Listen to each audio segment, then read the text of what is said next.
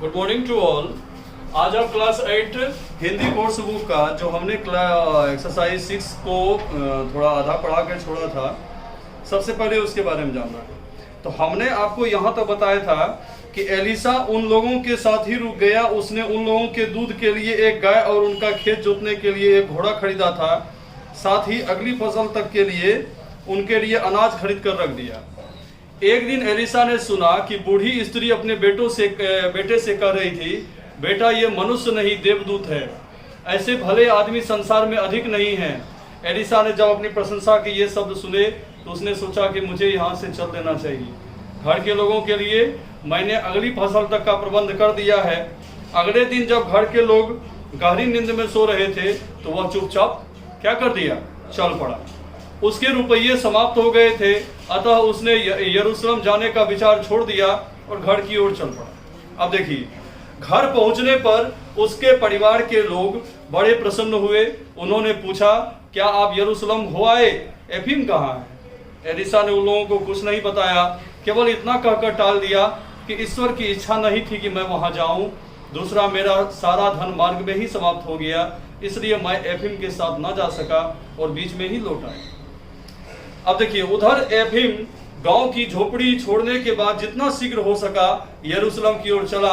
वहां पहुंचकर वह प्रार्थना करने के लिए गिरजाघर में गया। बड़ी भीड़ थी, उसे सदैव अपने धन की चिंता लगी रहती थी। प्रार्थना करने के समय भी वह टटोल कर देख लेता था कि भीड़ में कोई जेब ना काट ले। प्रार्थना में उसका मन नहीं था, यानी मन उसका पूरा विचलित था।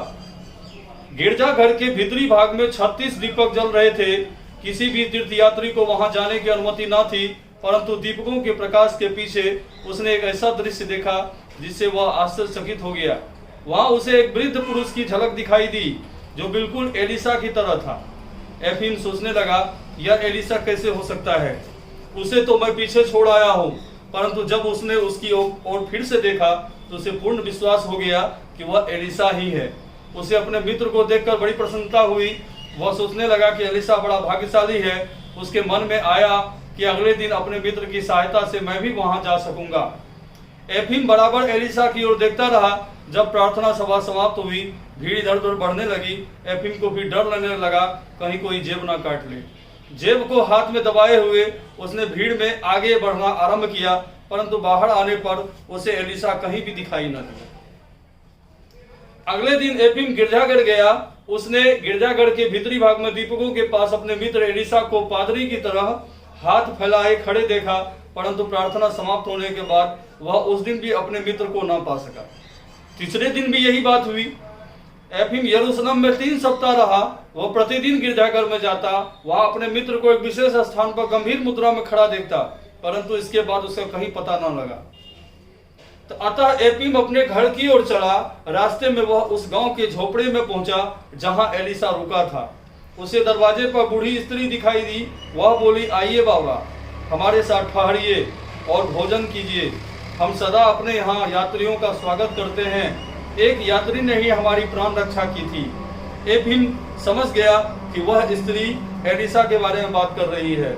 उसके संबंध में पूछने पर स्त्री ने कहा, मैं नहीं जानती कि वह कौन था, मनुष्य अथवा देवदूत। वह हम सबसे प्रेम करता था, हम पर दया करता था और यहाँ से बिना अपना नाम बताए ही चला गया। परमात्मा उसका भला करे। किसने कहा? वही गरीब परिवार जो था, वृद्ध पुरुष। यदि वह न आया होता तो हम सब मर गए होते। प्रातःकाल वह अपने गांव की ओर चल दिया।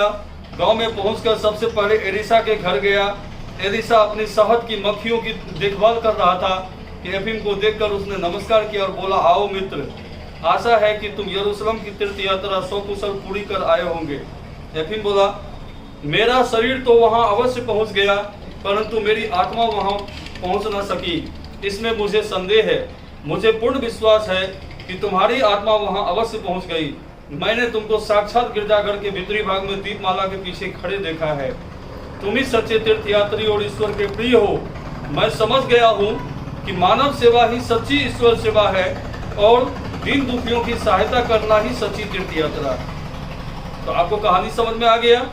तो इस कहानी से हमें यह शिक्षा मिलती है कि हमें दीनहीन मनुष्यों की सेवा करना चाहिए।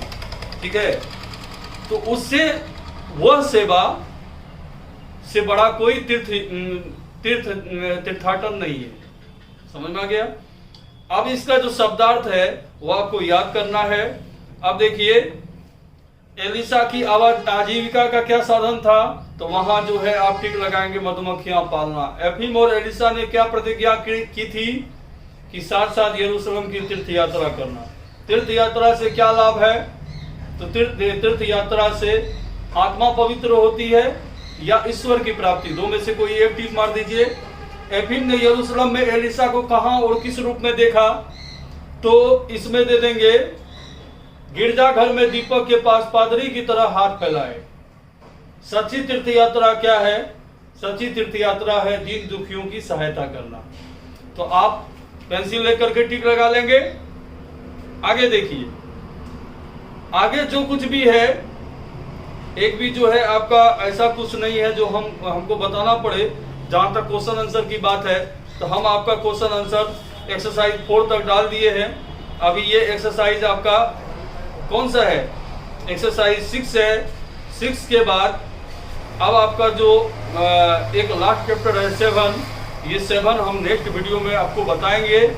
और 7 एक्सरसाइज पढ़ाने के बाद आपका 5, 6, 7 तीनों चैप्टर का PDF बनाकर नोट्स हम विधिवत आपके ग्रुप में डाल देंगे।